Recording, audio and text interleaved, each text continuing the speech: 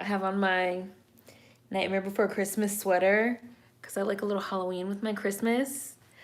But I wanted to just come live for a little while and say hi to everyone, see how everybody's doing, see what kind of day everybody had, if everybody's ready for tomorrow, and just say hello because it's Thursday and we normally live stream on Thursdays.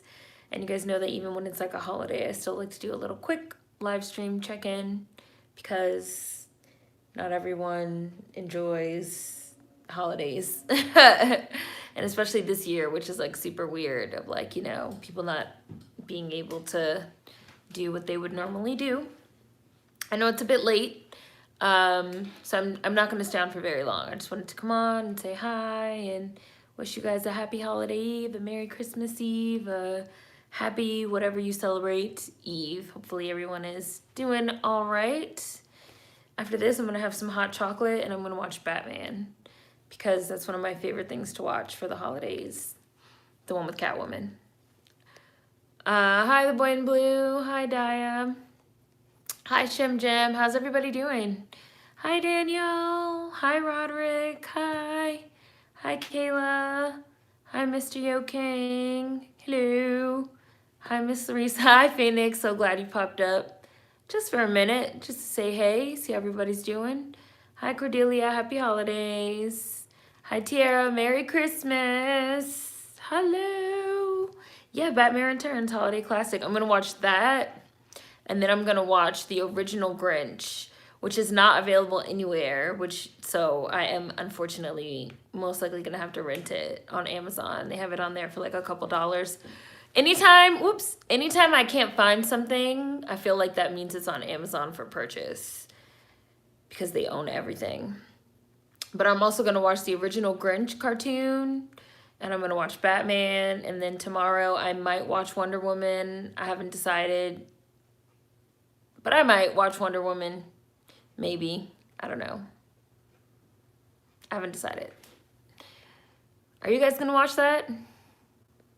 Hi, Nicole. Hi. Happy holidays. Yeah, I'm live. I'm not going to stay on for very long, but I just wanted to check in, see how everybody's doing today. Hi, Jermaine. Yeah, the original Grinch. Because have you guys noticed that they don't ever really give the original one, the original cartoon anymore on TV? I feel like they used to give it when I was younger, you know, like on channel, I don't know, 9 or whatever, just like they used to give like Charlie Brown. And now they don't give it anymore because it's on like a streaming service and you have to like pay, which is a little sad, but I guess what can you do? They've been giving the remake from 2018, which I thought was weird. And the one with Jim Carrey, which I do like. They've been giving those two, but they have not, this whole holiday season, they have not given the original animated Grinch on TV. I have not seen it.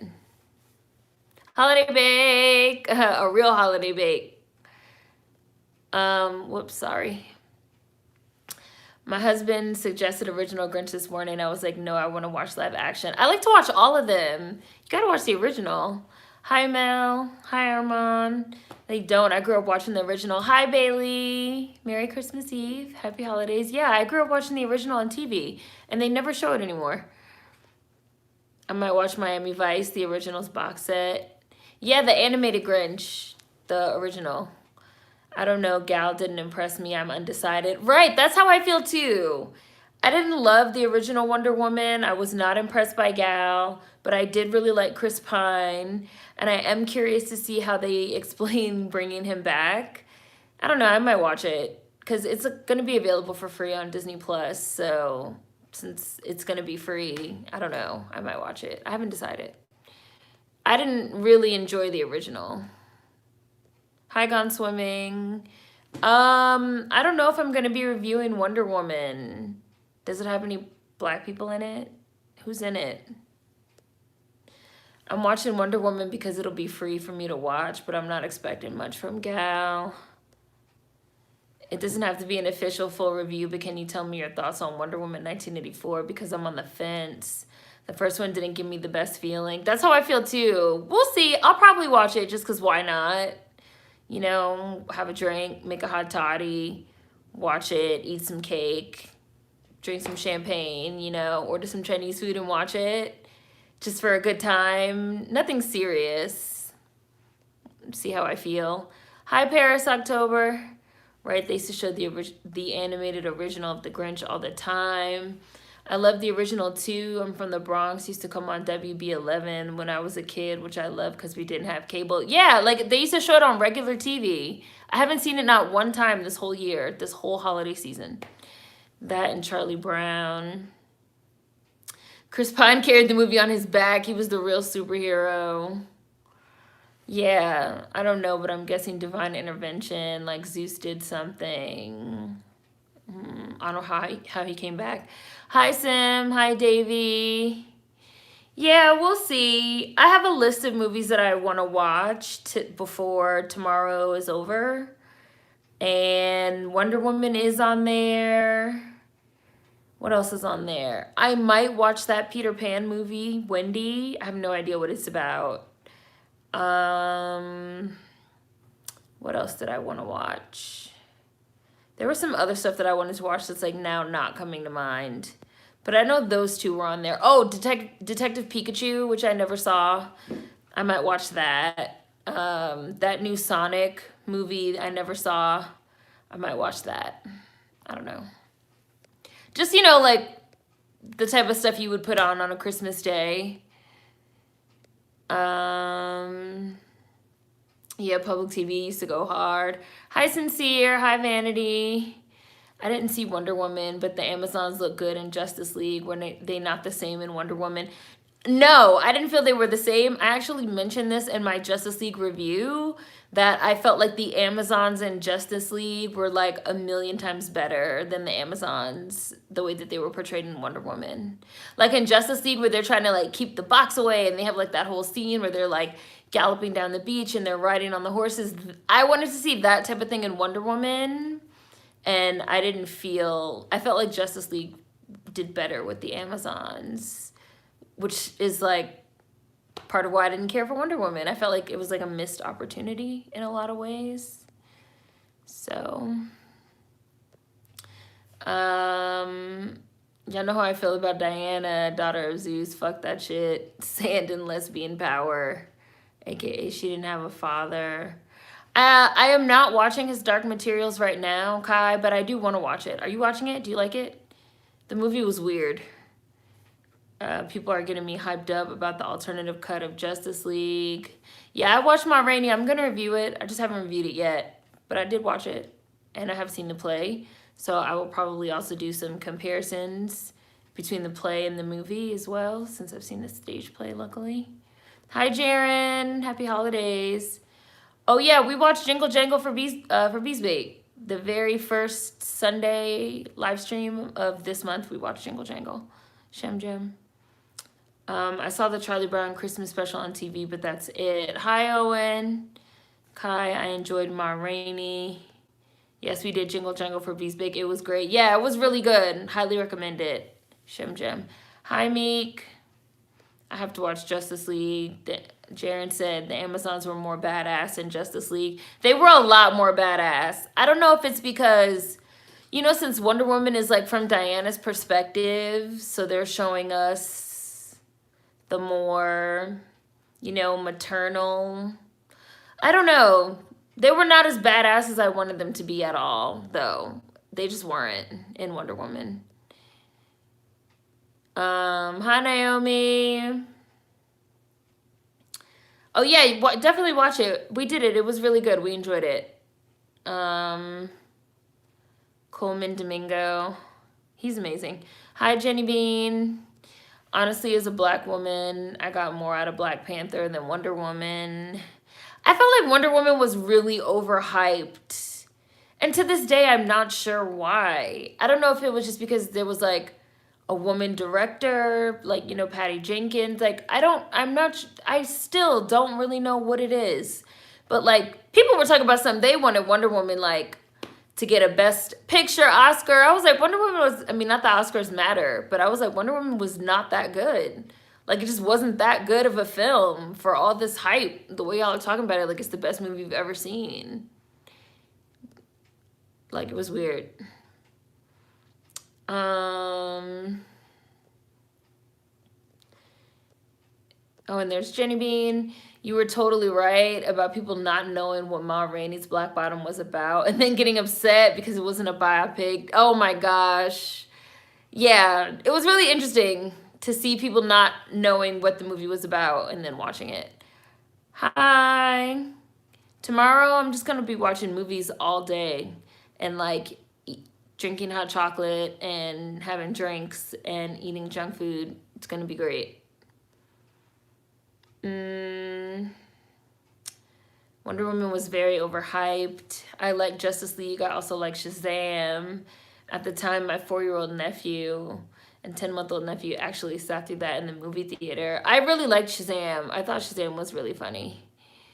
I need to watch Ma Rainey again. I fell asleep the first time. Was it Wonder Woman? It was the first female-led DC film. That sounds about right. That sounds about right. That sounds about right. The way I'll talk about Wonder Woman doesn't make me want to watch it. I mean, you can watch it and decide for yourself, but I will say that if you don't watch it, I don't feel like you're missing anything. Like, I don't know. And the whole third act of the movie just like fell apart. Like all the stuff with like Ares, and I was just like, what is going on? I don't know. The whole third act of the movie definitely fell apart. Like, there was some good stuff in the movie, but I don't think the movie was all that good, personally.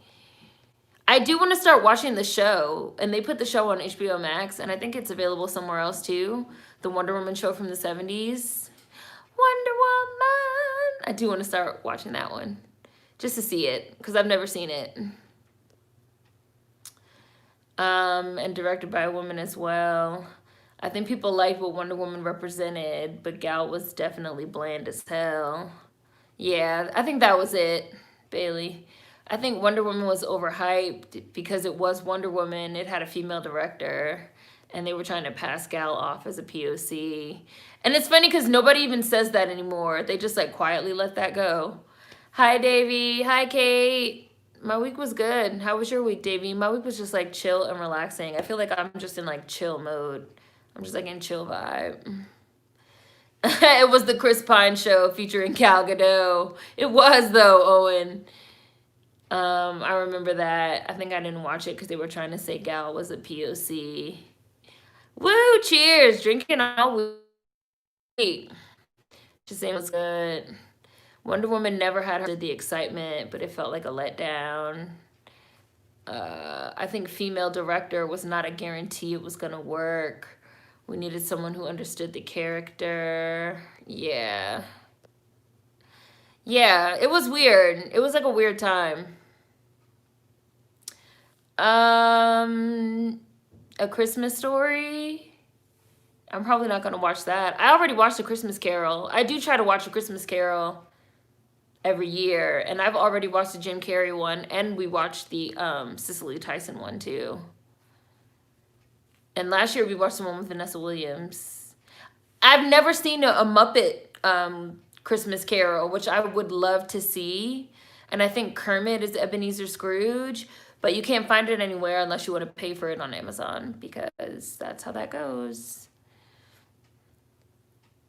So I don't really want to pay for it. So we'll see. Hi, Vans.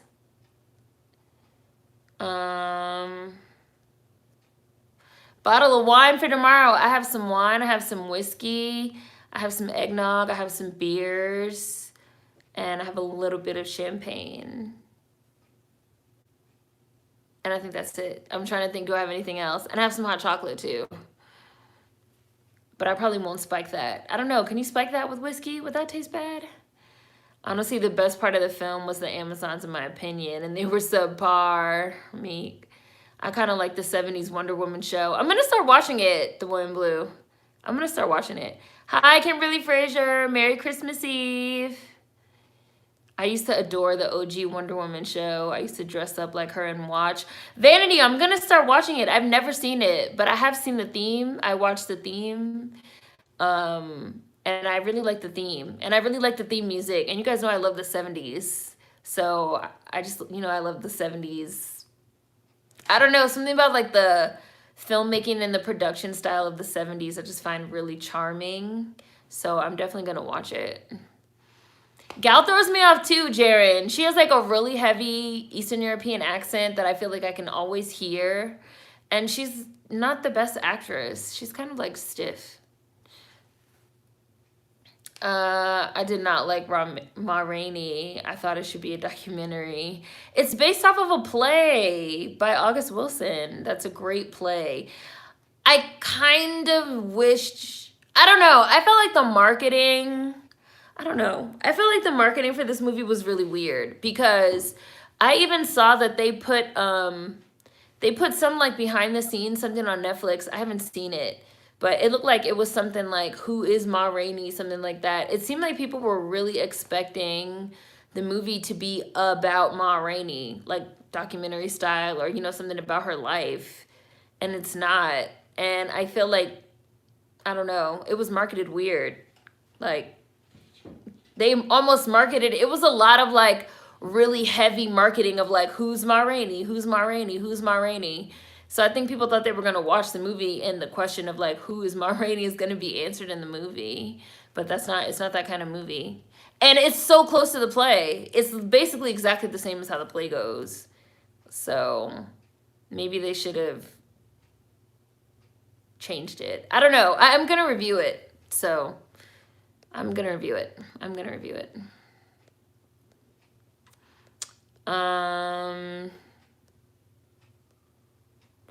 I hope the fight between Cheetah and Diana is better than the Ares fight in the first movie. Hi, Tim. Happy holidays. Yeah, I've been chilling too. Since Gal is going to play Cleopatra, they may bring in that POC label again. I also feel like even though Gal Gadot is a good-looking woman, I do think she's a very good-looking woman. She has kind of like a handsome face to me. I think people are trying to like make her out to be some like great beauty, which I also don't agree with. No shade, but no. I've been in chill mode too, watching movies and TV shows and kicking back. Right, same, Davey. I wish Wonder Woman was someone else. I don't know who, but I think there are better actresses for the role. I agree. I never wanted Gal Gadot. I just finished watching Elf. Also been binge watching Let's Play. Oh, Cyberpunk 2077. Hi, Sims. Lucy Lawless, aka Xena Warrior Princess, but I think they felt she was too old.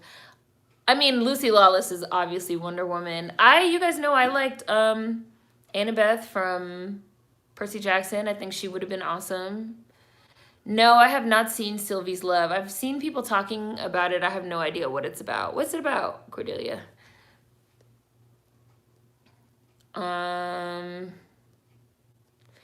I'm pissed that they didn't cast Lucy as Wonder Woman's mother at the very least. Whiskey and hot chocolate might mess with my stomach. Yeah, I don't think I'm going to do it, Jaren. I did say beer. I have some beer. Doesn't even feel like Christmas to you, Sims. Lucy Lawless was the perfect Wonder Woman. It's 70s stuff is super campy now, but back in the day it was lit. And I love the campiness of it. You guys know I love camp. I just love camp.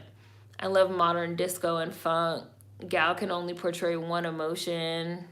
Ma Rainey was bittersweet to me. My sister loved Wonder Woman growing up. 70s DVD box set for Christmas, but even she preferred Black Panther to Wonder Woman. The film, right? Like, I don't know. I agree with you that it was like what Wonder Woman represented, like getting a Wonder Woman film. And it wasn't a bad film. It wasn't a terrible film. But the fact that it was just like an okay film combined with like all the stuff that people felt like Wonder Woman represented, and which Bailey also said, I feel like that really hyped the movie up, and it wasn't that good of a movie. Owen, yeah, people really expected Ma Rainey to be a biopic. Hi, Savannah. Hi, Diego. Nicole said, who do y'all think should have been Wonder Woman instead of Gal? The marketing for Ma Rainey was weird. I didn't know it was a play at first. Yeah, it should have had like clear, like Hamilton style marketing of like the famous stage play. You can now watch it at home type of shit. Not the way that they did it kind of weird. I've had several conversations about the fact that it isn't a biopic. Okay, yeah. Tell me what you think of the play, Nicole.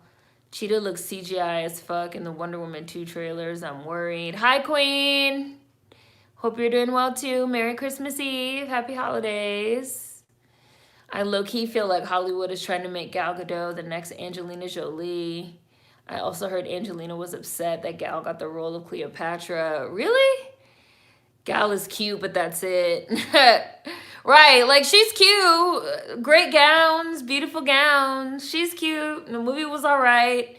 She's no great beauty, and the movie wasn't great either. And they just like keep trying to like push this idea. Like I will say, like say what you like. I personally did feel like Elizabeth Taylor was like a great beauty because like there's not that many white women that are beautiful. Sorry, but like most white people look alike. So there's like very few of them that even like stand out. Like Gal Gadot is no Elizabeth Taylor if we're talking about like white women. Like absolutely not. Like she's not. So, and for her to be playing Cleopatra and people acting like it's because she's this like, you know, phenomenal beauty on par with Elizabeth Taylor is absolutely a lie, a falsehood. It's false. Great gowns, Vans, beautiful gowns. Gal could never touch Angelina. No, like not even. Like, yeah, Angelina had like a certain look. Like, it's not too often that you see too many white girls that like have that look. And it's like they're trying to tell us that Gal Gadot has that look, but she doesn't, really. She's just cute. That's it. There will be no next Angelina Jolie. Gal is pretty. She just can't act her way out of a brown paper bag.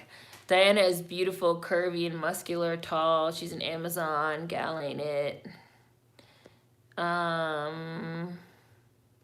Annabeth can act too. She would have been better. I think she would have been really great. That's her name, Alex. Alex Daddario should be Wonder Girl. I really wanted her. And she even fought with a sword and Percy Jackson and everything.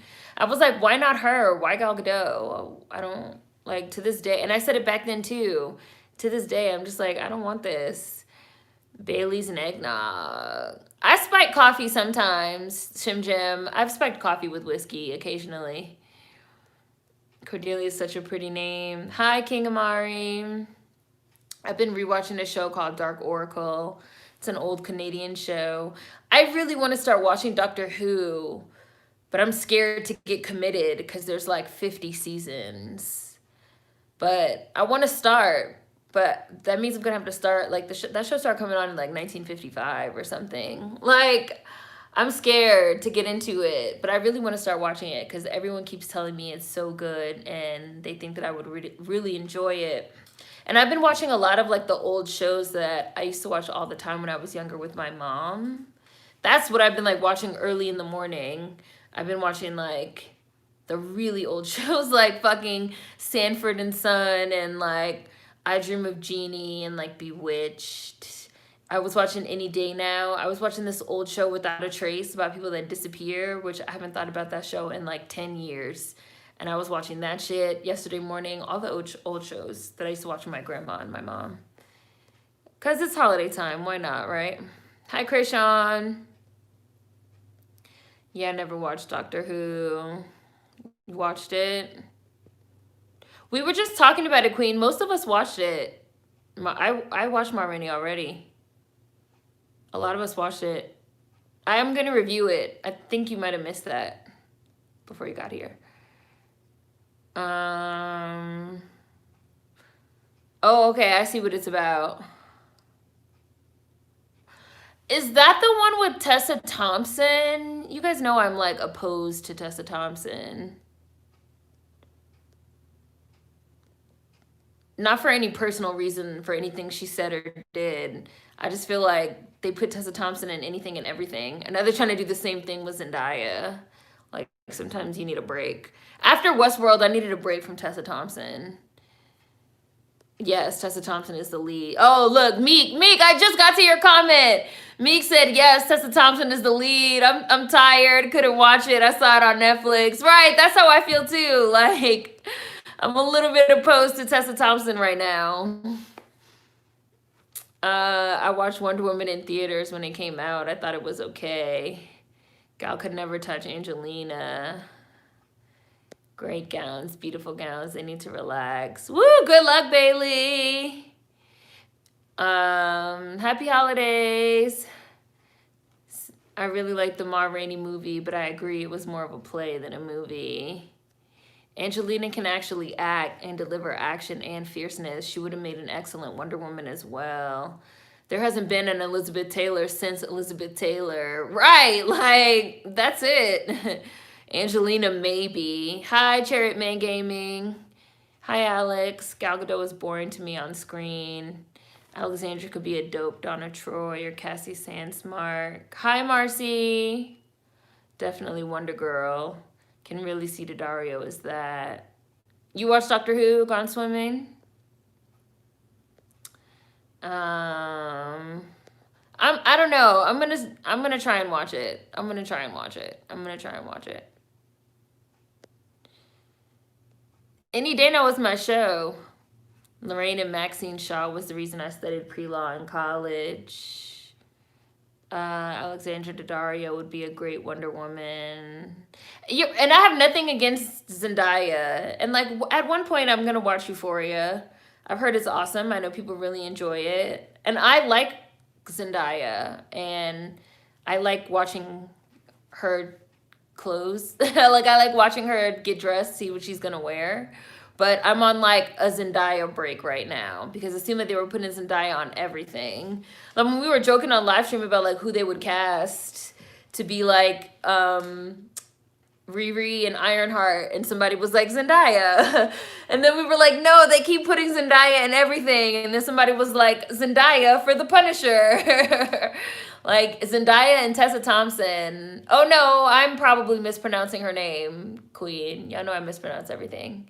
I'm just saying it how it comes naturally to me. It probably is Zendaya. I just always say Zendaya. But her and Tessa Thompson, they throw them in anything and everything. So I'm on a little love because I've heard a lot of people talking about it and saying it was really good. Without a Trace, oh my God, I watched that when I was young. Memories. I probably shouldn't have watched it. I don't think it was for kids. Yes, I was watching that shit too as a kid. And then it came on TV early yesterday morning. And I was like, oh my God, I haven't thought about this show in a really long time. I used to watch the shit out of this show with my grandma. All those like cop shows, hospital shows. I used to watch with my grandma. They're putting her in everything now, just like Tessa. I never watched Doctor Who. All my theater friends love that show. Hi, fam, Sammy Sam. You can start at New Who, then go back and watch the classic series. The pacing is better in the new ones. I love the Maleficent movies, no matter what anyone tries to say. I only saw the first one. I did like the first one, though. Hi, Mo. Happy holidays. Vanity, I say Elizabeth, Marilyn, Sophia Loren, and that's about it. White women that had the it factor. Elizabeth, Marilyn, Sophia Loren. I might throw Katharine Hepburn in there. I like Monica Bellucci a lot for a white woman. That's probably it, though. Monica Bellucci probably shouldn't count. Sophia Loren probably shouldn't count either because they're both Italian, and Italians have a little oomph over normal Anglo-Saxon whites. But if we're going to count them.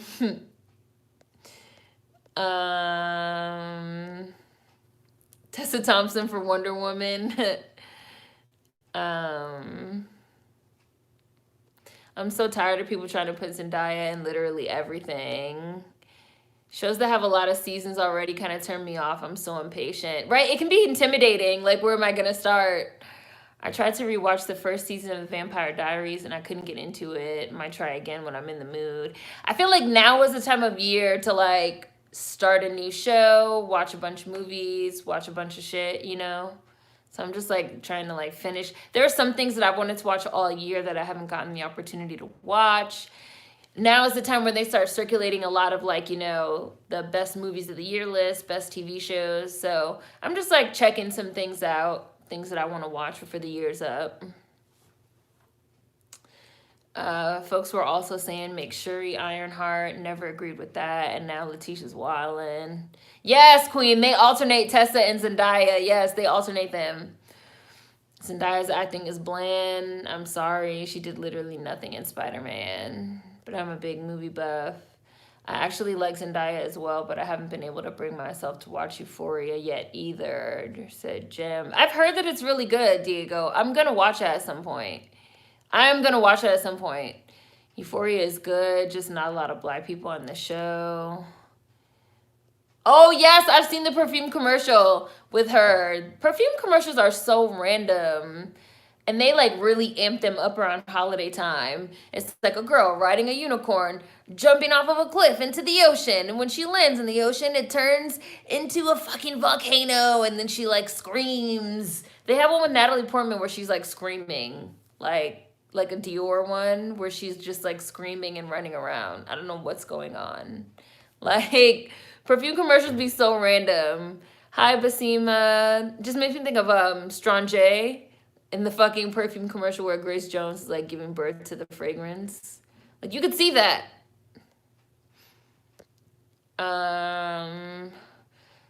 Without a Trace and Cold Case are my shows. Zendaya is great, but I feel she tends to get a whole lot of hype, which isn't very warranted.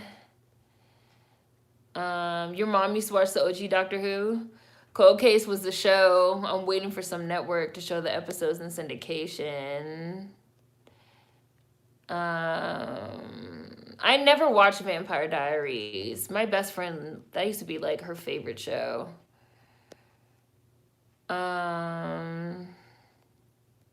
Definitely Elizabeth Taylor. Monica Bellucci was a childhood crush for me. Yeah, like a spicy white. a little spice to it. I too like the Maleficent films. Those are the type of Disney live action remakes I want. The Little Mermaid is the only one I'm excited about right now, and that's because of Halle. I was joking around with somebody that they should have made Awkwafina fucking Sebastian so that she could put on her Jafaican black scent because she's in it. I was like, they should have just went ahead and made her Sebastian so that she could fucking put her whole, you know, her whole routine on. But, you know, she's trying to, like, get away from that now. Have people, like, look at her and take her ass fucking serious. Like, I want to watch The Little Mermaid because I want to see fucking Halle. But I really don't want to see literally anyone else in the cast. So it's, like, a dilemma of, like, how is it going to go? I don't know. I'll have to see a trailer or something and see how I feel. Yes, the Little Mermaid cast is a mess. Queen, it is a mess. Super mess. Awkwafina trained her whole life to be Sebastian. And then she could be like, there's Jamaicans in Queens. I grew up around so many Jamaicans. What's the problem? I do watch antenna TV. My TV has one of those like built-in antennas. It like picks shit up like a digital. You've been catching up on Supernatural, Davey? Vampire Diaries is not worth it. Honestly, they do Bonnie, the only black woman, so wrong. I can only watch certain seasons of the Vampire Diaries. Season 2 is the best. Don't think I'll ever finish Supernatural. Oh yeah, I want to watch Full Metal Alchemist too. I'm just glad for this little holiday break or whatever, so I can play my video games. It's collecting mad dust. Zendaya is really good in Euphoria. She definitely improved herself. And there's Basima. Euphoria is good, but it's kind of a hard watch. Yes, Boomerang! Euphoria should have been set in college or something. It's weirdly inappropriate for minors, but if you get past that, I enjoyed it. Hi, Line 10 Mint. I remember when people used to feel that way about Gossip Girl. They used to feel like it was inappropriate that it was like set in high school, all the shit they were doing. Perfume commercials are very random. Oh, so this is your white girl list, Kimberly Frazier. White girls that have the it factor. Elizabeth Taylor, Marilyn Monroe, Sophia Loren, Lauren Bacall, Ingrid Bergman, Monica Bellucci, Sharon Stone. That's it. Hi, Kamisha. Please don't watch Vampire Diaries. It's too offensive. How else can you advertise a fragrance that you can't smell on TV? You just have to go random as fuck. And don't turn back. Vampire Diaries is fire. You like Vampire Diaries, Jaren? Oh, and Angelina Jolie. You said I forgot Angie, but that's it. Oh, really? I have a Roku, Melissa. If you have Roku TV, you can watch all the seasons of Cold Case for free. That Little Mermaid cast is a mess.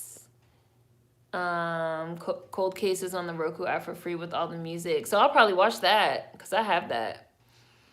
Awkwafina trained her whole life to be Sebastian. I forgot Awkwafina existed. That's quite the dilemma. Yeah, like I really want to see Halle. I really want to see Halle playing Ariel, but she's the only person I want to see. I really don't care about anyone else in the entire cast. But like she's the main character. So I also at the same time kind of feel like how bad can it be? I don't know though. It could be pretty bad. We'll have to see. I'm waiting for a trailer to come out before I make my decision for real. Yet another white Disney prince. The biggest downside of classic Doctor Who is the missing episodes. The BBC lost a handful of first and second season episodes. I can tolerate the rest of the cast for a black natural-haired Ariel. The ghetto. Ariel's father couldn't even be black in the movie. That's what's wrong with these live-action Disney movies. They cast horribly. I just feel like I don't understand what they're going for with these casts. Remember when they cast The Lion King and I was like, it seemed like somebody just reached in a bag and just like rummaged around and just like pulled out some names. And I do feel like that's how it is with a lot of the casting. That's how the casting feels for this Little Mermaid movie. Like, totally random selection of people. That makes absolutely no sense. Like, why? Why these choices? Except for Halle. She's like the only one that makes sense. And I think she was picked first. The rest of it, I have no idea. Hi, Mosaic Moonstorms. Hi, Natalia. Hi, Corey. Happy holidays. Oh, you changed your name, Bambusa. Hi, I'll remember.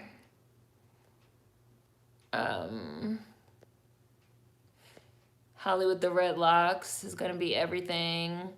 Full Metal Alchemist Brotherhood is really good. I rewatch it at least once a year. Full Metal Alchemist is the ish. I'm gonna give it, oh, I couldn't get past the first few episodes of Full Metal Alchemist, but I'll give it another chance. I think I wasn't in the right headspace at the time. My favorite holiday drink, I like eggnog. That's probably my favorite holiday drink.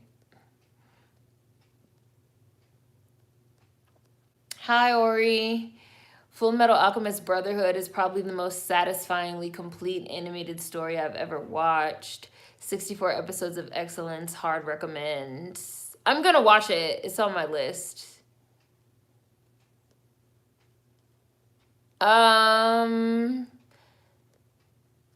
No, I didn't talk about it. Coming to America, I don't know why they're making it. I have no thoughts on it. I'm not in favor of it. I'm not gonna watch it. I'm not gonna review it. I'm not interested. You guys know, like, I'm not feeling these like 20 and 30 year later sequels. They're weird and they seem like shameless money grabs. And I don't even like the plot line of this one either. I feel like the plot looks whack. And it looks like a joke. Like, they released some images and it looks like a parody. It looks like a, like a scary movie. Like, like a Wayans Brothers parody of Coming to America. Like, it just looks like a joke. The costumes look like a joke. Everything just looks like a joke. And the original is a classic. So I'm just going to pretend that this movie is not being made and that it doesn't exist. Right? Like, straight to DVD, like, direct to Amazon Prime. Like, this shit looks like something that you would buy in the barbershop. Like, it just looks really bad. It looks like a joke. Yeah, like a skit. Yes, like, it looks ridiculous. It's been 30 years since Coming to America came out. Who was asking for that? Right. Like, it just looks like a joke. It looks like some trash. It looks like it will go straight to the $5 Walmart bin. Coming to DVD soon. I think they should have left it alone. I heard folks have canned the trailer. I'm so over these sequels. Can they come up with something else? Right. Going direct to Amazon Prime. Right. That's just nothing I want. So, it doesn't exist to me. I'm looking forward to Halle as well, but the rest of the cast is atrocious. You gonna watch it? Cold Case? Where the fuck did Awkwafina even come from in the cast? They cast really weird. They're trying to please everybody.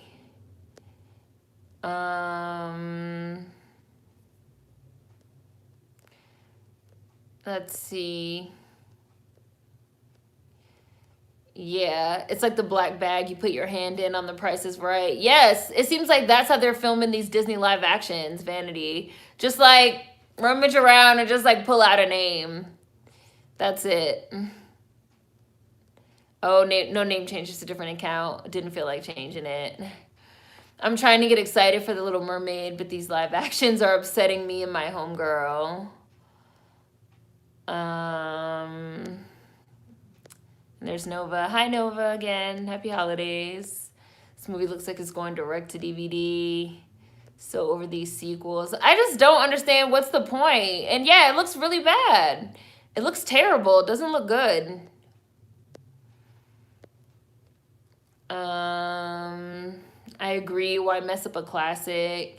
I will not tarnish the memory. I don't like the plot either. Why would Akeem have another child outside of Lisa? And what's the point of that plot line? Why wouldn't a more natural, more organic plot line just be that him and Lisa have a son and now his son wants to also go to America to find a bride? Wouldn't that?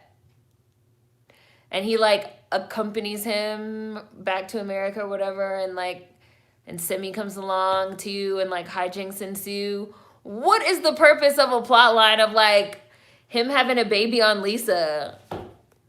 I don't understand this plot line at all. Like, it just seems like some trash. Especially after the way that he like chased Lisa all through the first one. I just felt like it made no sense. I just feel like the plot line is like whack. It makes no sense. And they could have came up with a better plot than this.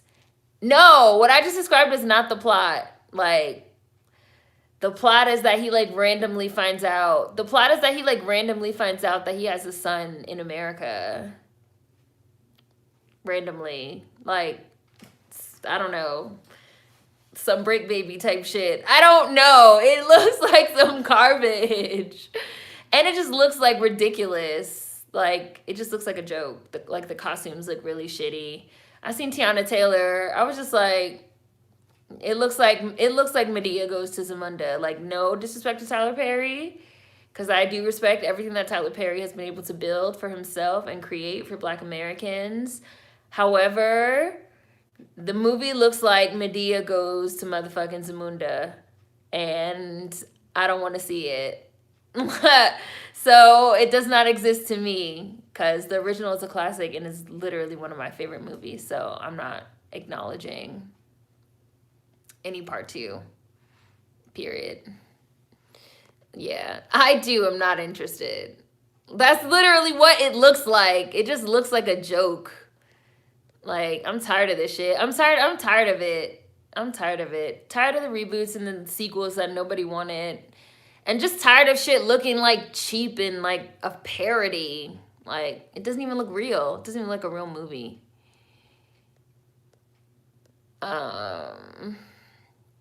I agree. Why mess up a classic? I won't tarnish the memory.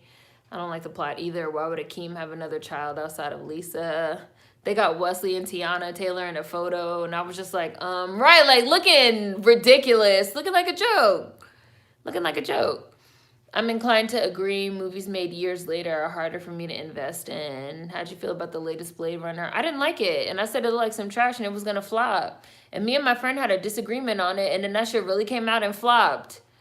And my friend was like, what made you think it would flop? How did you know? And I was just like, because don't nobody care about no damn Blade Runner in 2018. Maybe if they made this shit in 1988, well, the original Blade Runner came out around then. Maybe like 2008. They just waited too long. And the original Blade Runner is a classic. But nobody cares about that fucking all-white version of Los Angeles in the late 2010s.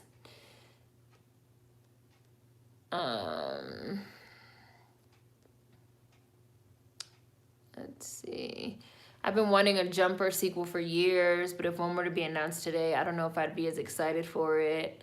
Franchises and reboots are the way to $1 billion these days. As far as I'm concerned, there's only one coming to America, and Toy Story is a trilogy. I'm not acknowledging anything else. You know, I saw Toy Story 4, and I thought the plot was okay, but it just seemed like a backdoor pilot for them to make a TV show about, you know, them as lost toys having adventures outside. It just seemed like another clear money grab. Like, just shameless money grabs. So tired of these remakes.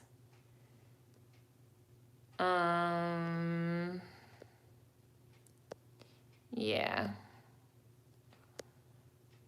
I saw the trailer for the new Coming to America and it didn't make sense. Hi, Roderick. I don't understand the random sun. The film is just for nostalgia's sake, nothing special. But it's not even going to be nostalgic like the first one because it's just not the same. Like, it's a totally different time, and the look of the movie, everything looks different. Weird plot. So uninventive. What's next? Life Part 2. I'm not going to watch it. Hi, Shady Saint. I'm not going to watch it. I don't watch shit that looks uninteresting to me. Seems very trashy. Yeah, like, very trashy, Kimberly. The whole thing looked trashy. It looked like some trash. Like, it just looked very trashy. Like, it looks like a movie that's being made to be played in, like, you know, the Shade Room movie theater. Very trashy trash. Period. Medea goes to Zamunda. I, too, am not interested. In fact, it looks like a Medea movie. That's literally how it looks. Yay, you got some alcohol, Bailey. Tiana Taylor enters herself into anything 80s or 90s. That's how it looked. It looks like Medea goes to Zamunda. The next time you guys watch that trailer or see any of those stills that are floating around, it looks like a parody of Medea Goes to Zamunda that has been made by the Wayans brothers. Medea Goes to Zamunda, patent that, and cuts her in a check. Slap and paste projects. As soon as I seen Tiana, I said no thanks. Right, like, no. This shit's gonna be a joke. No thanks. No. Would y'all be okay if they rebooted House Party? No! Reboot for what? No. Why do people even want reboots? I don't even understand. Like, anytime I see something that gets posted and it's like, do you guys want a reboot of this? And people are like, yeah, reboot it. Make another one. Why? Like, why do people not want original content? I don't understand it. Like, why do people not want original content? It's a little bit weird to me.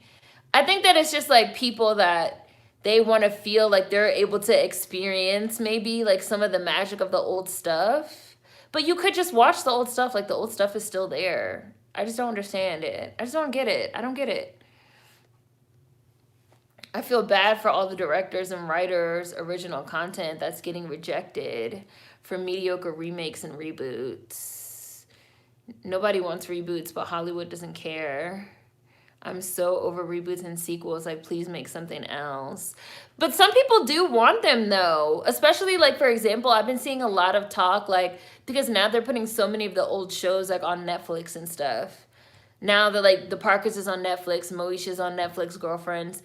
Every day there's a post that's like, who wants a girlfriend? What do you guys think of a Girlfriends reboot? What do you guys think of a Moesha reboot? What do you guys think? Like, and people are like, yes, yes, make it, make it. Like, some people do want it. It's weird. I don't want it. But some people do. Leave House Party alone. Everyone is just cashing in on the nostalgia era of entertainment right now. I'm so tired of sequels 20 to 30 years later.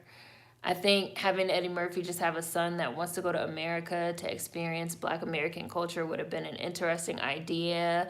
Like, that, something that was my literal first thought of, like, why not have the plot be this? Why is the plot that other thing? It just seems like trash.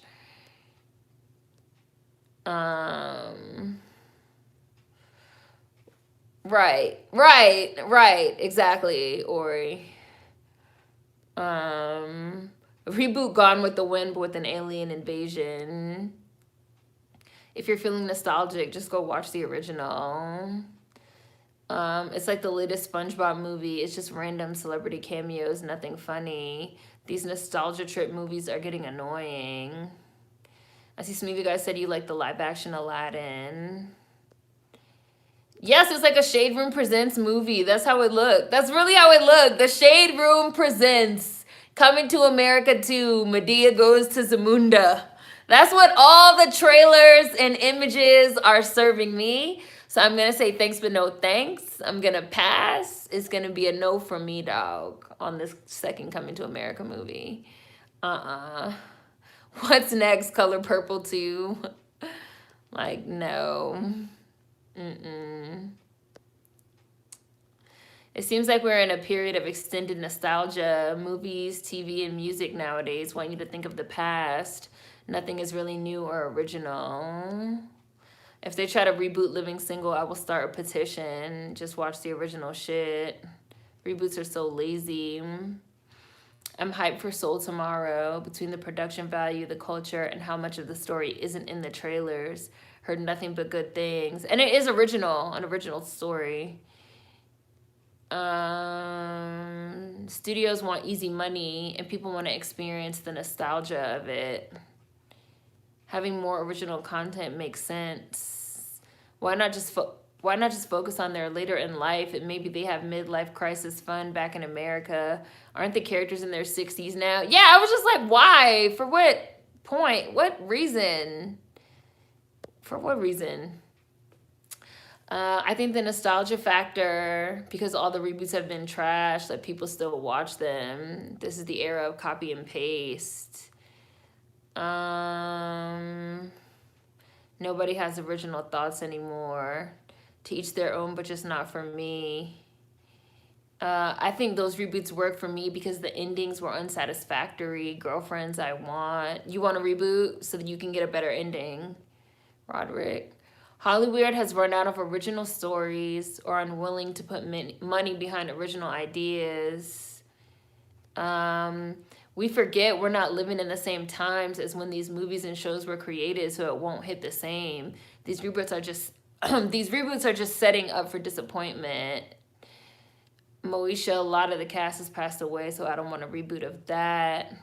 I want a Girlfriends movie for closure because of the cliffhanger. Other than that, no more reboots. First in line for a Girlfriends or the Parkers reboot. Color Purple 2, y'all need to stop. Yeah, I just don't. I just feel like the purpose of a reboot is almost like a self-defeating. Maybe self-defeating is not the right word. If the purpose of it is to give you the nostalgic feeling, I think it's impossible to give the nostalgic feeling. I don't know if I think that's possible. Especially when the original property exists. So you can just watch the original property.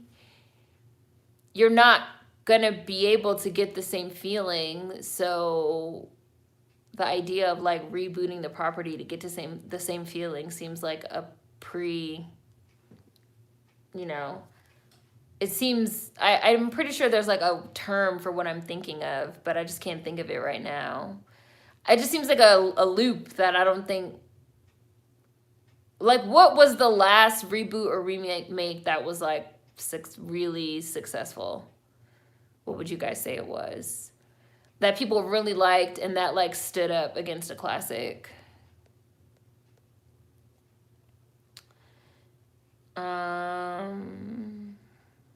The last reboot or remake that was good was Roots, the remake, said Queen. To be honest, all these celebrity cameos is BS, just hire actual unknown talent. They really need to leave much of the Black American sitcoms and movies made in the past 30 years ago alone. They're still relevant to us today and will never be outdated. I agree with that too. Like, there's a lot of stuff that's like, it's never going to be outdated. I do think that's true too.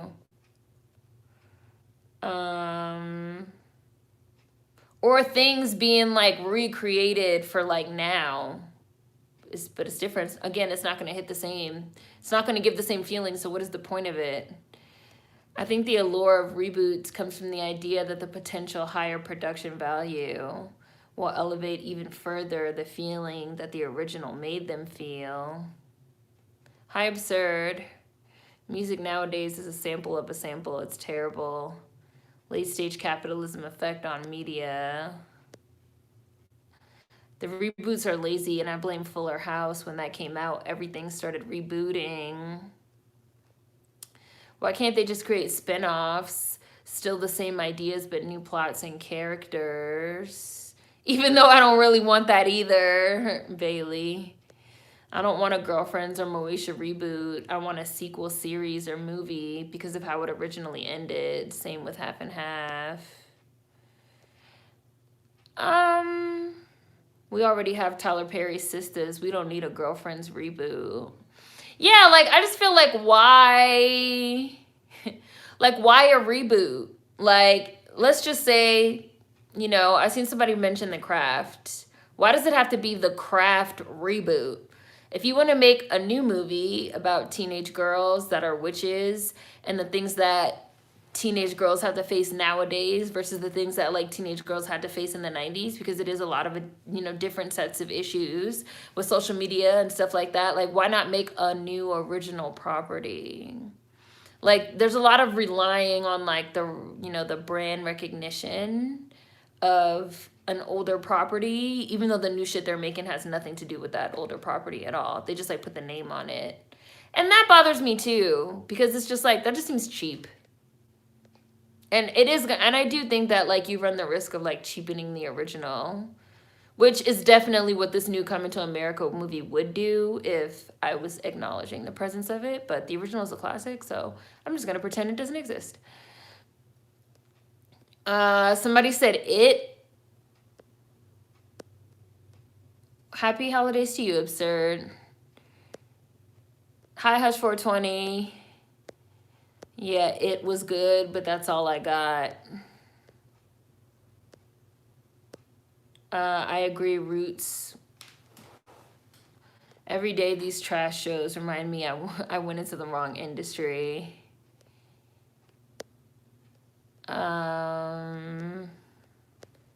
The Incredibles 2. I hated The Incredibles 2. I did not like it. The Incredibles 2 to me is a prime example of like, you waited 20 years to make a movie that's some trash. Wow. Congratulations. I really did not like that movie at all. Like, I fucking hated it. The Craft Legacy was trash. And truly, Sisters is nothing like Girlfriends, and that's the gag. The originals had to earn their success. These reboots are exploitative. It's definitely cheap. It's like creating subgenres has become a lost art. The gag is they're doing too much relying on old properties because they don't want to run the risk of starting anew, but then they ruin and cheapen the original. I love that movie, the Stephen King one. I don't know. I actually want Black American sitcoms to come back because there are no Black American sitcoms anymore. I want the BA sitcom era. Yeah. I agree with that as well. Like, people are trying to bring back old shows, but then they don't even cast no Black Americans in the shows, and then the shows be dry, and then people can't understand why. Jared, Incredibles 2 was so trash. Incredibles 2 had so much potential and fell flat, way too predictable. It's so predictable. Predictable from start to finish. I felt like it had literally the exact same plot as the original Incredibles. Only instead of Bob, it was the wife. But it was the same plot. It was like the same. I was like, this is trash. And it was really so predictable. Like, you don't say this person's not the real bad guy. Who would have thought? They could have come way harder. I like The Incredibles too, but I would have preferred the sequel focus more on Frozone and his family. The Incredibles 2 was not it. The story was boring. There was like so much fan fiction that was created in the last 20 years that had way better storylines than that movie. Which I know a lot of people wanted a movie about Frozone and his family. And I don't know why they didn't make that movie. Incredibles 2 was such a disappointment. I didn't care for Incredibles 2 either. I was just naming something a lot of people liked. I don't really know a lot of people that actually liked it, though. It seemed like people were just saying that they liked it. The Incredibles 2 was ass. 14 years to wait for some BS. It was clearly the product of the demand for it and nothing else. There's barely any sitcoms as it is. Everything is bland.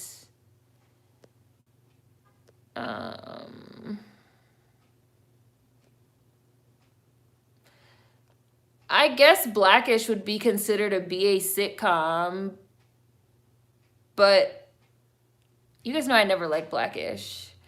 I feel like by the very nature of the show, and even it like being called Blackish and all that stuff, the whole point of the show is supposed to be like this little like tongue-in-cheek, wink wink nudge nudge, you know, now they have money, and it's not about, this is how I would describe a Black American sitcom.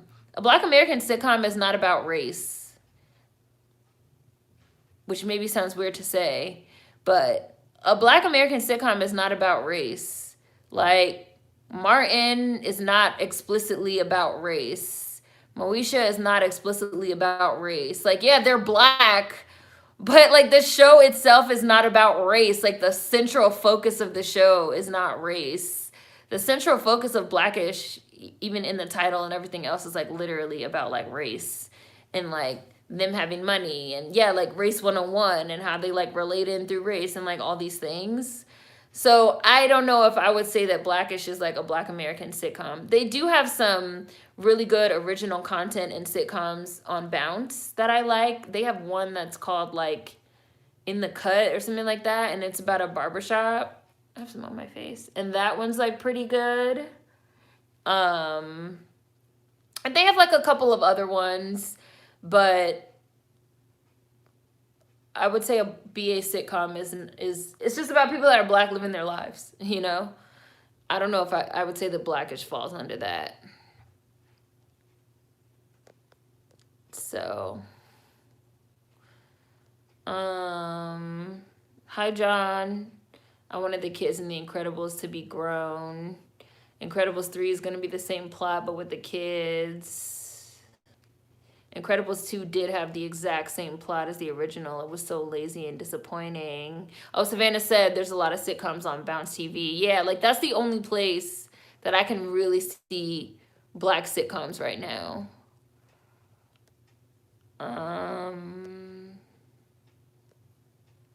I like Roots, but I never watched the first one. I think that's what reboots are for. They're for people that missed the first era. I think so too. I think so too.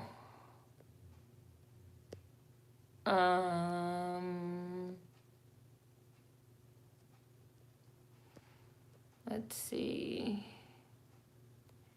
Black American sitcoms are about Black life and Black culture. Yeah, it's not about like let's explain racial politics. We want actual black sitcoms about people living their lives who happen to be black, not shows that are about being black. Yes, exactly. So I would not say that Blackish fits that description, especially when all or most of the characters are black. I know people like the Carmichael show, but I didn't like it. Right? All the new shows now explain blackness to non-blacks. In the Cut on Bounce. That is what it's called, right? In the Cut. Black sitcoms are about black people just living their lives. Family Matters was about family. Moesha was about family. And Moesha was about, like, they had a blended family because, like, they had a stepmom. Like, Frank was, like, married and they had a stepmom. And so, like, Moesha was, like, dealing with that. Like, her mom, her real mom had, like, passed away, and they had this, like, stepmom, and it was her and her little brother, and her emotional problems, and then, like, her linking up with Q, and, like, her friends, like, yeah, like, it was about her teenage life. She just, like, so happened to be black. And The Fresh Prince was about a fish out of water living arrangement. Right, like, these people just, it's not about, like, their blackness, you know? A Different World. Hi, Start Page. A Different World was black. I understand what you mean about it not being about race. It was just about folks being. Hi, Aquarius. Happy holidays. The Carmichael show was pretty cool. Hi, Sizzman. Black sitcoms are shows that are for black people, and, like, it was intentional that they're black. It was definitely dumb compared to the first one. Good Times is my fave sitcom to look at, and Living Single. That's what's wrong with a lot of new shows. They're always focusing on certain topics and not just being. Nothing is genuine. It's funny because that's why people used to say, like, Seinfeld was, like, a show about nothing. Because it's just about, like, these fucking friends that are, like, ridiculous people and, like, the ridiculous situations they get themselves into. There's not really, like, a plot. But yet it's considered one of, like, the best shows of all time, even though it's not, like, super plot driven or topic driven or idea driven. It's like a show about nothing, but it's just like these people living their lives. Like, that's what people want to see. So black people want to see that too. And then right, exactly, Nicole. And then Dorian came in and blew up the blended family into another situation. Yeah, that's kind of lame. Blackish literally won awards for its ability to explain race relations. That's it. Oh, you guys are talking about Rock. You guys know I love that show. I remember they had the episode where they had a drug dealer who came in the neighborhood. Rock was not having it at all. Parenthood was a good show. Living Single. Good Times was a family constantly struggling, but was okay because they had each other. Instead of getting coming of age stories with black characters, nowadays we're getting dissertations in blackness. Hi, Mar. Happy holidays. We're just on having, like, a little quick holiday live. Probably, I know it's, like, late, getting late, so probably when I get to the end we can go. But you guys know I like to come on holidays so we can chat, because not everybody celebrates holidays and stuff. I also liked All of Us. Friends is the same as Seinfeld. Living Single is the best. And Living Single could be, like, another example of that. We all know Living Single ended up being the inspiration for Friends. Of just, like, people just, like, living their lives, going to work, having relationships, you know. That's the type of thing that you want to see, especially when you're growing up. Because, like, in your day-to-day life, like, every day is not going to be, you know, a protest day. You know, like, every day, nor should every day in a black person's life be a protest day, you know? Like, black people just live regular lives too. And that's something that I think it is important to see on screen. And right now we're not really seeing a lot of that on screen. Outside of, I will say, like, the sitcoms on Bounce, which I do like. They're very good. And you can pick up Bounce too.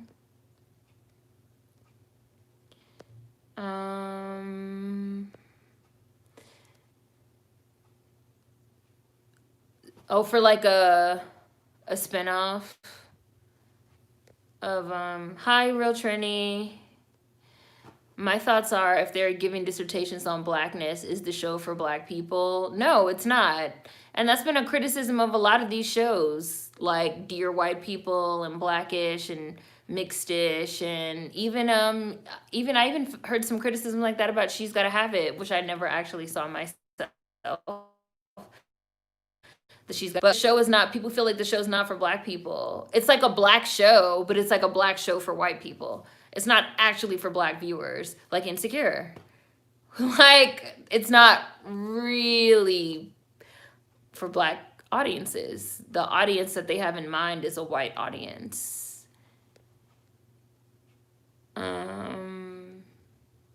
Which I literally have a video called like Insecure is for white people that talks about this. The sad thing is the guy that wrote Incredibles has so much talent. The original story was so good. They botched the second one.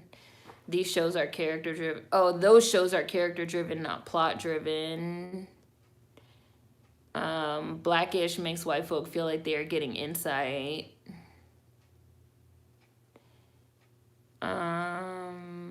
We're not getting it anymore. It's pretty unfortunate. It's very important. I'm not getting life-changing protest character arcs in my day-to-day life. I feel cheated. Right, Roderick? Like, that's not really how motherfuckers' day-to-day lives go. It's like black people don't get rest in these shows. That's one thing about the shows of the past too. What happened in theme songs being 1 to 2 minutes. I don't know about the theme songs these days. She's Gotta Have It was a bit that way. Living Single was so about black people just living their lives that white exec said, let's do that, but with white people. And thus Friends was born. Yep, She's Gotta Have It had its moments. I was just about to say, people say that about Insecure. Just like Insecure, I watched her video on it last month. It was definitely present and She's Gotta Have It, even though I did enjoy that show. Yeah, a lot of these shows are for white and or other people, not us. I like She's Gotta Have It, the series on Netflix, but I think it's because I like the main actress. For the white gays, there's no good TV anymore. I just watch old episodes of Forensic Files. She's Gotta Have It definitely was not for black women millennials. She's Gotta Have It was for whites. Martin is considered one of the best black shows of all time and never had an episode about race. Right, like a race episode. Brad Bird is amazing when his process is organic. He did Ratatouille too. He also did The Iron Giant as well. For anyone that doesn't know, The Iron Giant was one of his early films. Brad Bird's really good. So I don't blame him. I blame the executives. I don't blame him for The Incredibles too. Most of the black shows now are like the race theory version of those drug-free videos they had us watch in grade school. Queen Sugar was like that as well. Trauma and struggle porn for others. I liked it at first, but it became draining to watch. I never felt love from the show. Jared, I like the main actress too. Well, the main actress from She's Gotta Have It needs to be put in some other things because y'all liked her. They gotta start giving her some of these roles that Zendaya passes on and Tessa Thompson. Tired of these shows equating blackness with daily struggle, protest, strife, and constantly caring about what white people think. Right? Like, The Iron Giant is great. It's a classic.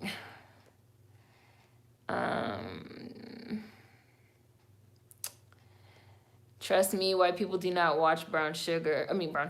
Do not watch Queen Sugar. I disagree. She's Gotta Have It was for black women. Don't disrespect Spike Lee. Ooh, you might be in the wrong place because I'm not really a Spike Lee fan.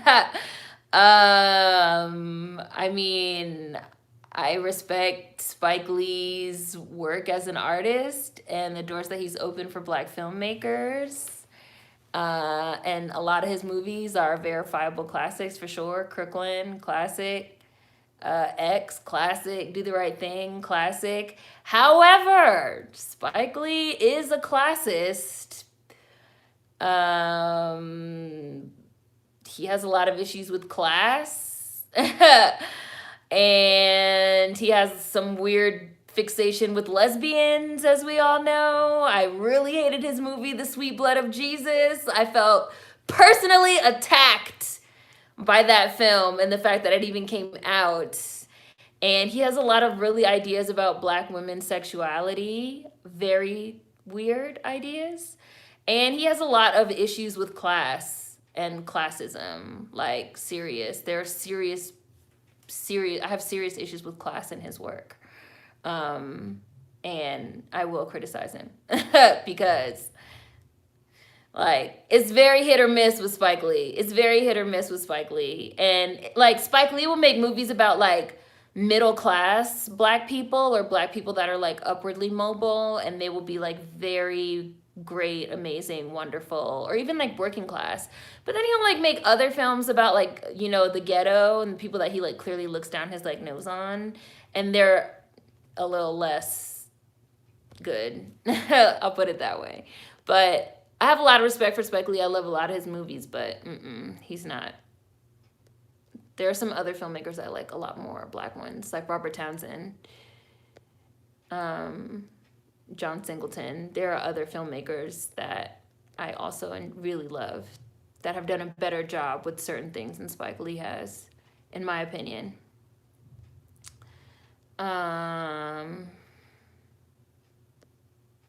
Yeah, like I don't think it was Brad Bird's fault. Every episode of Blackish feels like a PSA. I'm tired. I like the original She's Gotta Have It by Spike Lee. I didn't like the series on Netflix. The sex scenes were nice. DeWanda Wise is beautiful. She has the most breathtaking gaze. These crime procedurals lately are doing a lot with Black Lives Matter and failing miserably, trying to be relevant. Where's my time in a show for some nookie, for eating, for sleeping?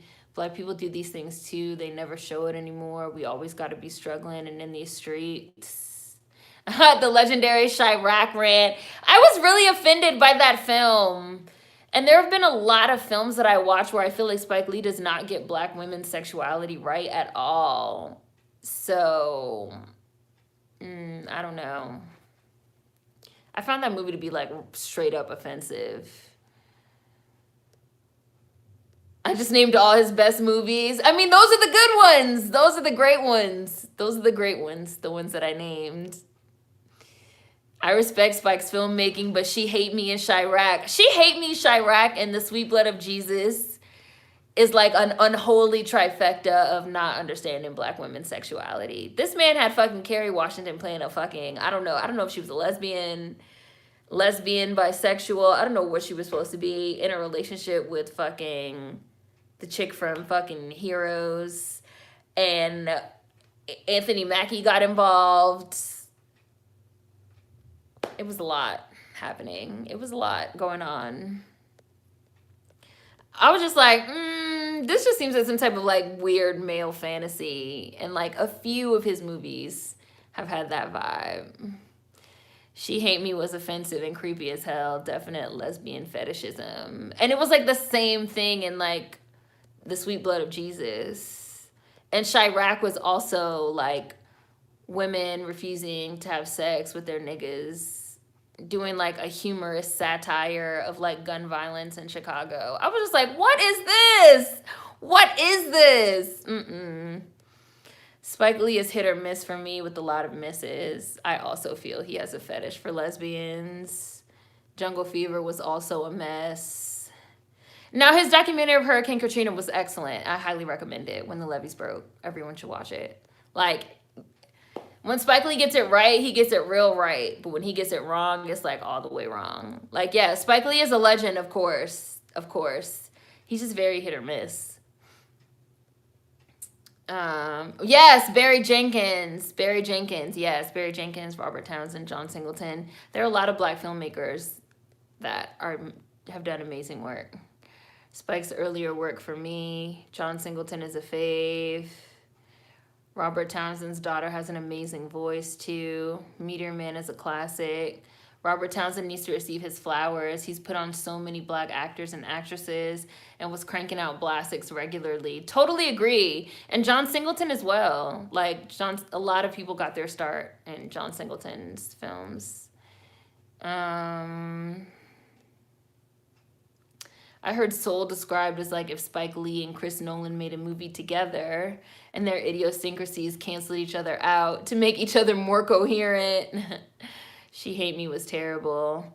Robert Townsend never gets his credit. Hollywood Shuffle stood the test of time. Yeah, you guys know Robert Townsend is one of my favorite directors, if not my all-time favorite. Like, if I had to pick one, I might pick him, but... When the Levees Broke, also great. Robert Townsend deserves so much more than he gets. Up, Up, and Away will forever have a place in my heart. Right, exactly, Queen. Lesbians want babies, so lesbians have sex with a man. And they were rich, too. Like, both of them were rich. Like, they were both rich bitches, like, rich working lesbians. I was like, why would they go to dusty-ass Anthony Mackie to have sex with him, to get him to knock one of them up with, like, when they're very rich lesbians that can... go to a sperm bank? I was just like, I don't know, Spike Lee. This is like really coming across as like some threesome, some threesome fantasy.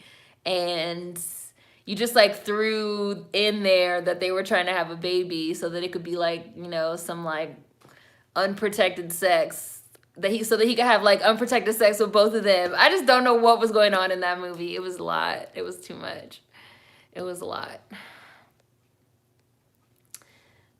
Didn't even know he had a movie called Sweet Baby Jesus. The Sweet Blood of Jesus, which is like a vampire movie. We watched it last year for Halloween, and it was terrible. Don't watch it. I still watch that rant on occasion. You had so many notes with your take on Chiraq.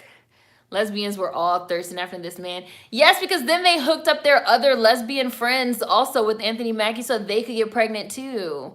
And at the end, they took a picture, like they were one big happy family with like him and all the lesbians and like 20 babies. I was like, what type of Stephanie Myers type shit is this? I was like, what is this?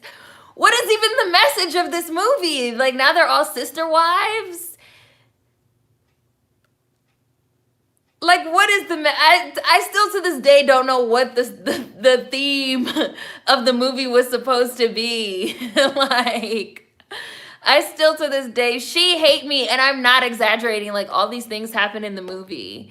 Kerry Washington and Anthony Mackie, like, dated. And then Kerry Washington realized she was a lesbian, and they, like, broke up. And she started dating, I can't think of her real name, but the Spanish girl from Heroes that had a twin brother.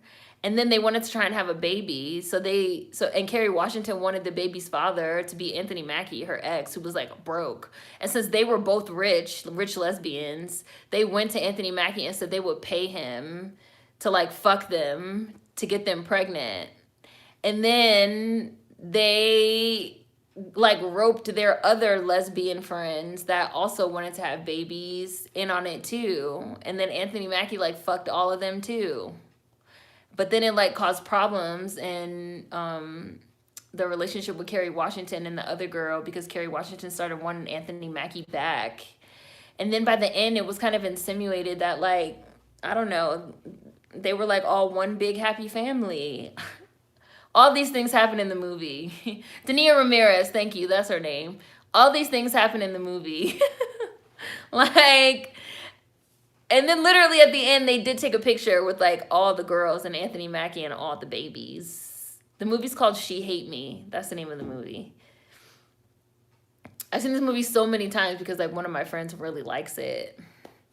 So, yes, Maya. This sounds crazy as fuck, like a fever dream. This is self-insertion fan fiction. Yes, like, I don't know if, like, secretly this is what Spike wants to happen to him. But all those things happen in the movie, what I just described. Like, all those things really do happen.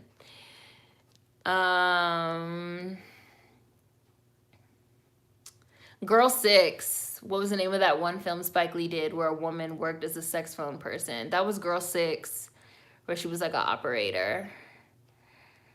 Leave writing about black female sexuality to female screenwriters unless you can do the work to understand it and portray it objectively. Spike Lee writes too many lesbians that be having sex with men for me. Like, they're not supposed to like dick. Like, they're lesbians. I know that the concept was based on Lysistrata, which I do say in the rant. If you haven't watched the Chiraq rant video, you should go watch it. I understand that the concept of it was based off Lysistrata. I felt it was inappropriate that it was based off of Lysistrata. And also, there was a lot of like backstory on like how this movie got made. There's a lot of backstory on how that movie got made. Because the whole reason why the movie is set in Chicago is because Spike Lee was trying to do a film about gang violence in New York, and he couldn't get the financial funding and the financial backing for a film. So he changed the setting of the film to Chicago because everybody loves talking about, oh, Chicago is so violent, and Chiraq this and Chiraq that. So he changed the location to Chicago, and instead of making it like a serious film on gun violence, he decided to change it to this like semi-comedy, this satirical Greek comedy, Lysistrata, and that's what it's based off of, which a lot of people, and then once he like made those changes, he was able to get the funding to make the movie. But a lot of people felt like that was inappropriate, and that the whole concept of Lysistrata was not an appropriate vehicle to talk about fucking gun violence. And a lot of like the Chiraq rappers and the drill rappers and people that have actually dealt with gun violence in Chicago, Moms Against Violence and stuff like that, came out and spoke out against it, and he still did the movie anyway. And the movie was offensive as fuck. If you haven't seen the On Chiraq rant, please watch it. Nothing wrong with criticism. A lot of people need it. Spike mostly gets it wrong on black women on screen.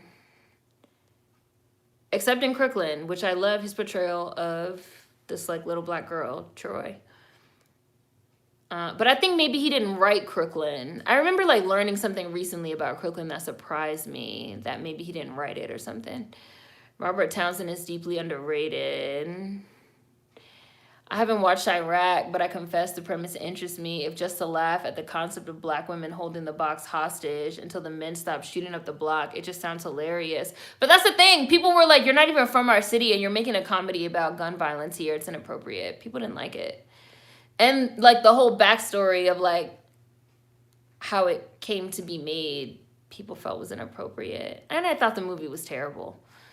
Lesbians with money can pay for IVF. They couldn't find a rich gay friend and ask for sperm. These things happen in real life. The whole movie She Hate Me was definitely like something out of a Dave Chappelle skit. It was too much.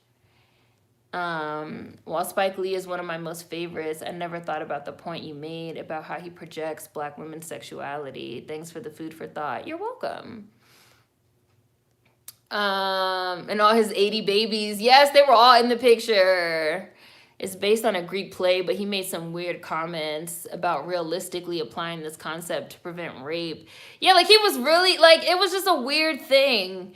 Like, on the one hand, it's like a joke, and it's like people felt like it was treating gun violence and gang violence and a really serious issue like a joke. And on the other hand, there were also, a lot of people felt like there was an undercurrent of like sexual responsibility being placed on women and rape, that it was like rape, a little rape adjacent, and just a lot of weirdness. It was weird. It was a weird film. That Anthony Mackie lesbian thing sounds weird. This sounds weird as hell. I need to see it now. Sister Wives of this broke nigga. It was some real Stephanie Meyer shit. What in the harem? It's all a fantasy until each of those lesbians decide to put him on child support. Cis men really be trying to turn gay women straight. Oh, Monica Bellucci was in She Hate Me. They released him from custody in the movie because he had multiple children to care for. It was pretty disgusting. Hi, Marcus. Bounce really doesn't get enough shine. Absurd. I want everybody to watch Bounce. Hi. Self-insertion fan fiction. She Hate Me is the movie. I remember reading an article where a guy got his lesbian friend pregnant. so that she could raise the child with their girlfriend. Then they broke up and the friend sued him for child support. She Hate Me was one of the worst movies ever. It was a hot ass mess. Guilty pleasure of mine. Yes, it's a guilty pleasure for my friend too, which is why I've seen it so many times. My friend like loves that movie. It's just like a bad, cheesy movie that she likes to watch. Spike should have posted that story on fanfic.net and left us out of it. Hi, free your mind and your ass will follow. Happy holidays. I remember this movie now. Yeah, She Hate Me was terrible. Very 2000s too. Yeah, like they're lesbians. I did not see Black Klansman. I did not see Black Klansman. Yeah. Yes, it was funded with police money. It's just called like On Chiraq Rant. It's like in the rant playlist. And Spike likes to make them specifically lesbians instead of women who are bisexuals. Yeah, and then have them have sex with men. Does Spike not know bisexual women exist? It's weird. Having a sex strike for people in Chicago put the onus of blame for gun violence in Chicago squarely on the people. Yeah, it was like, people felt like just, it had some weird ideas, like sex strike and like sex work, and some of the things he said were weird. It was weird. That was a weird time in social media. It was putting the onus of violence on women, and I'm not here for it. Kind of like blaming, yeah. Hi, passionate about passion. Spike says bi lesbians are valid. From the very beginning, I had no interest in seeing Chiraq. I prefer Robert Townsend's style of film to Spike Lee. His sister wrote Crooklyn with him. Ah, now it all makes motherfucking sense. His sister.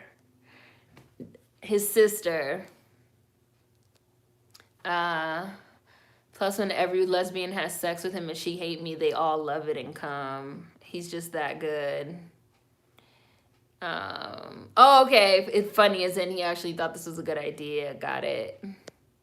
My TV stay on bounce. I love bounce. Hi, LV. Hi, Warren. We're just chatting, but when I get to the bottom, I'll be finished. Right now, we're just chatting about Spike Lee because we've been talking about movies and shows and things we want to watch for the holiday. I have literally never seen anything by Shonda Rhimes. I've nothing. I'm so unfamiliar with her stuff. Bounce is a channel, Cordelia. If you have like cable, you can pick it up, even like basic cable. Or if you have like a digital antenna in your TV, you might have one if you have a smart TV, or you can buy one online. And you can pick it up, but it's a channel. It's a Black-owned channel where they show pretty much all Black programming. They have some original programming, and they show a lot of old shows too, and old movies. I was just watching fucking Down to Earth on there with Chris Rock. But yeah, Bounce TV is a TV channel. Oh, they have an app? I've never used the app. Definitely a whole fantasy for men to turn lesbian straight. That's why his sister helped. Of course, a woman wrote my fave Spike movie. Right. It all makes sense now. Joy Susanna Lee, yeah, his sister. It's like now it's all falling into place.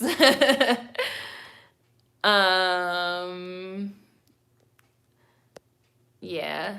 How to Get Away with Murder is the only Shonda show I have watched. I did not watch that. I did not see Grey's Anatomy. I didn't watch Scandal. I've never seen any of her stuff. Watch How to Get Away with Murder. My friend loves it. I've just never seen it. Viola Davis is amazing in it. When it comes to Shonda Rhimes, I like the first few seasons of Grey's Anatomy. No, there's no reason. I just haven't watched it. I don't watch a super ton of TV. I do watch a lot of TV, and I know it seems like I watch a lot of TV, but especially compared to like my movie consumption, my TV consumption is like way low. I really only watch TV shows that I'm super interested in, and a lot of Shonda Rhimes' content, like in terms of genre, is not something that I would watch. Like, I don't watch political shows. I don't watch hospital shows like that. I don't watch a lot of romance stuff. She just doesn't do a ton of stuff that's like in my wheelhouse of like things that I would watch. Oh yeah, Still Star-Crossed. She did Still Star-Crossed, Queen, which I heard was great. I heard it was like excellent, but it got canceled after only like one season. So I'm not gonna watch something that's great for only one season and then they like cancel it, and because that's just gonna annoy me. But yeah, most of the shows that I watch are like speculative. I watch a lot of speculative fiction. That's probably like my main jam, and some horror, drama, maybe thriller, but like thrillers, action, stuff like that. So I don't watch a ton of her stuff. I have not caught up with The Expanse, but I'm going to. It's they just put season 5, I think. I'm good on Shonda. Scandal wasn't for me. Bounce TV plays the OG Law and Order daily. Yes, Sim, I was just watching it yesterday morning with fucking young Chris Noth on there. I appreciated Scandal. How to Get Away with Murder was all right, but I don't care for the interracial relationships in Shondaland. Don't bother with Grey's Anatomy, but definitely watch How to Get Away with Murder. I'm heated that her show Still Star-Crossed didn't last, but I think it was set up to fail because she was leaving ABC and they were bitter. No, I have no sneak peeks. I'm still thinking about it. Keep making. No sneak peeks, but I'm going to do one. I'm going to do an end of the year review and next year expectations video like I always do. I'm just not sure yet. My last 3 videos of this year, that's probably what they're going to be. Because I have one more Black Friday video left. We have one more holiday live stream left. I am going to be doing a Kid Cudi review, a Ma Rainey review, and then probably the last video of the year will be end of year and next year. So we'll probably have 4 videos left this year. 5 videos left this year, including tomorrow's Blackness. I am a fire sign. I'm a Sagittarius. Yes. Still Star-Crossed was good. How to Get Away with Murder is pure gold. Must watch. Viola Davis is amazing. Yeah, I'm a Sag. Keep all hospital shows away from me. House ruined it. Shonda loves an interracial relationship. Very Aggie. It was set up. They didn't want her to have too many shows on the channel. Fucking Ryan Murphy keeps getting to make endless shit, though. I remember you had those petitions, Nicole. I remember. You had posted them on Tumblr or something.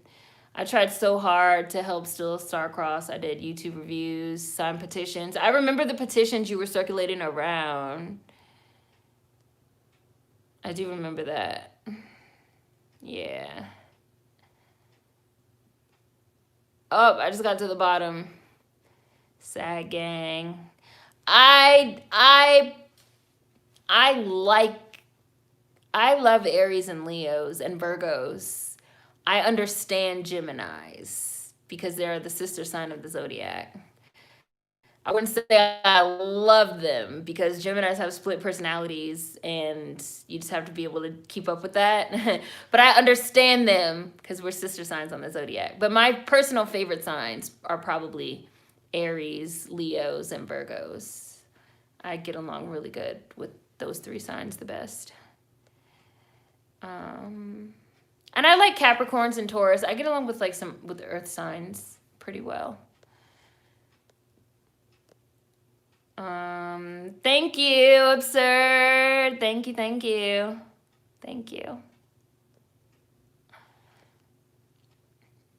I feel like everyone likes Leo energy even when they don't want to admit it.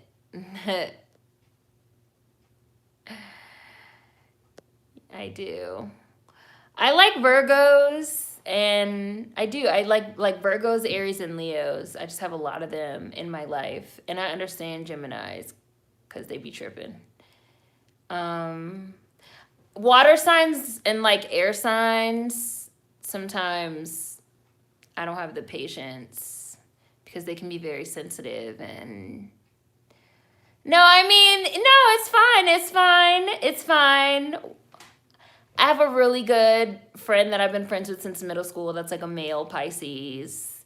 But like sometimes it's just like I'm a Sagittarius, like sometimes I just need to like have my space from the emotions. Sometimes I just have to like take a step back and just let y'all have your little watery moment. You can have your little watery moment over there. I'm gonna have my little Sag moment over here. And when you're ready to, you know, have fun again, I'll come back over there. But it's no shade though. It's no shade or anything like that. I don't have no like dislike, except Scorpios are demons, but that's it. Water signs sensitive as fuck. Pisces are lovers. Geminis be like, whoa, yeah. Air and fire signs usually get along so well. I'm an Aquarius and have several Sag best friends. Water signs be emotional. Fire plus water equals a steam flare up. Yeah. Water signs are deep feelers, it's true. And it can be hard because like I feel like I'm a very kind of standard Sagittarius. So I just like say things sometimes, you know, say whatever, kind of do whatever. And sometimes, you know, it is true that like water signs and like some air signs can be like very sensitive. And you can hurt their feelings. You don't even be trying to hurt their feelings. Like you don't even mean anything. And they just be like, wow, I can't believe you said that. And you're just like, I mean, all I said was, who made the potato salad? Like, oh, that's all I did. I just asked who made the potato salad. Like, I wasn't trying to hurt your feelings. So you just kind of, I can't always be around them because I'm not trying to hurt anybody's feelings, you know, unintentionally. And I just have to tell it how it is. You're an Aries, Mar. See, and I love you. Sags are mean. Water signs can be a lot. My daughter's a Cancer. It's truly an experience for me. Sags are hardcore, but I respect it. Water signs give you the big hurt eyes. Sags are straight shooters. I'm a Cancer. I'm sensitive as fuck. It's a mess. Yeah, like all I said was who made the potato salad. That's it. They will say no is how you said it. Aries and Sags are mean. I love it. Yeah, so I just never have that many. I feel like the majority of my friends are literally I have several Leo friends that their birthday's on the exact same day. So I even like the same kind of Leo. Most of my Leo friends are like August. Leos, have a lot of Leo friends, have a lot of Aries friends, and I have a lot of Virgo friends. My very best friend is a Virgo. So she's like the Beyonce to my Nicki Minaj. So I think I just got to the bottom. Yeah. It's not what you said, it's how you said it. It sounds like me. I'm a Pisces. People usually like me and want to be around me. Say I bring the vibes, but I have to control my emotions. Yeah, I like male Pisces. Like I said, one of my really good friends is a male Pisces. But like he's a lover, not a fighter. And he used to, not anymore, but he used to leave a long trail of broken hearts. And he's a great person. It was nothing intentional. It was just, that's just how he was. So I love Pisces. They're cool. Pisces be real charming. A lot of charm. Pisces are crazy as fuck. Or yes, Jay-Z and Beyonce. Sag and Virgo goes together really well. Yes. Bye, everyone. Whoops. I got to the bottom. So I'm happy that we were able to do this live stream today. Quite a few of you guys tuned in, so I'm glad that you guys were able to tune in and have a little chat on this holiday Christmas Eve. The last day of Blackmas is tomorrow, so a video will be going up tomorrow, and we will have our last holiday live stream this Sunday. We'll be watching Christmas Bells. It is going to be a booze bake. I'm going to have some alcohol if you guys want to drink, and then we'll be back with our last few videos of the year and of the month. So happy holidays, Merry Christmas Eve. Thanks everybody for tuning in. Yes, everybody stay safe and healthy and have a good time, and I'll see you guys. Bye.